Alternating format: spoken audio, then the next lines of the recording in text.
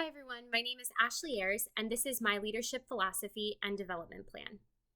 Ever since I can remember, I have always defined my life's work in terms of its capacity to be of service.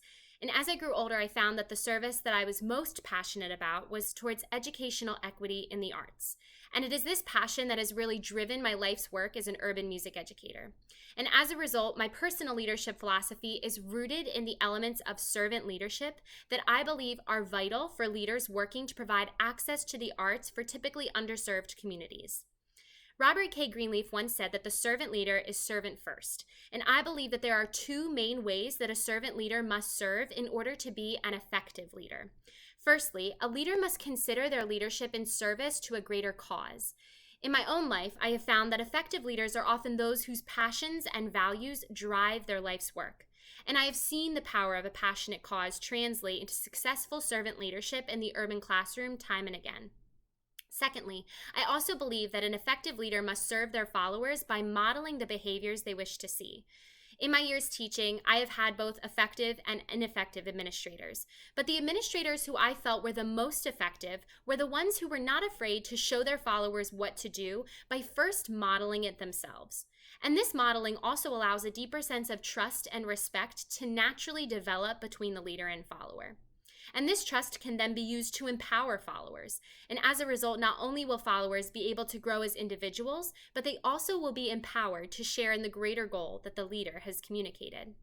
So after reflecting on my leadership philosophy, I decided upon two goals that I believe are vital for me to attain in order to achieve my full potential as a leader.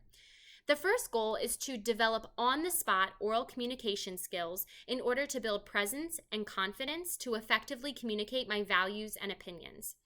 As I mentioned in my philosophy, I believe that an effective leader is able to use their leadership as a service towards a greater purpose of which they are passionate about.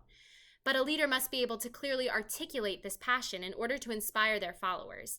And I have found that I am often quite tentative when speaking up or voicing my opinion. And so I believe that this is a vital goal for me to work on in order to communicate my goal and purpose as a leader more clearly. In order to accomplish this goal, I have created 3 action steps.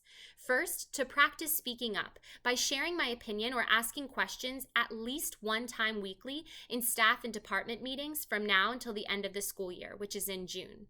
Second, to practice speaking on the spot with confidence by answering questions that encourage me to articulate my values and opinions through journal response and answering aloud. Some of the questions include, what are your core values? How do these values affect your leadership style? What is your mission as a leader? How does your work reflect your life's mission? And what motivates you to complete your mission? I will schedule 30-minute increments weekly from now until the end of July in order to practice this step. And the last action step that I have created for myself in order to reach this goal is to find new strategies by listening to 2 podcasts a month from now until the end of July from the Speaking Club, Mastering the Art of Public Speaking by Sarah Archer. And I will listen and write down strategies that align with my needs and values during this time. Ultimately, these steps will guarantee that I'm moving outside of my comfort zone and into a place where I can articulate my vision and opinions as they apply to my role as a leader and the mission for my work. The second goal that I created for myself was to develop confidence in my decision-making abilities so that I can serve followers by providing a model through my actions. In my leadership philosophy, I identified the importance of a leader serving their followers by modeling the actions they wish to see. And in order to accomplish this, I must become confident in my ability to rely on my knowledge and expertise in my field to make decisions that provide a model for my followers. But this confidence in decision-making is not something that I have found comes naturally to me. As was identified in my strengths assessment, one of my main strengths is harmony. And this strength allows me to approach various situations by finding common ground between parties. But my need for harmony often means that I sacrifice my own opinions and ability to make decisions on a matter in order to ensure that harmony is maintained. But as a leader, it is vital that I work on building my confidence in this area to provide a strong model for my followers moving forward. In order to accomplish this goal, I have created 3 action steps. First, to start small by making and tracking 5 smaller decisions weekly from May to December to gain confidence in the action of making decisions. Secondly, to utilize a pros and cons list to help make any larger decisions that come up that I might be struggling with.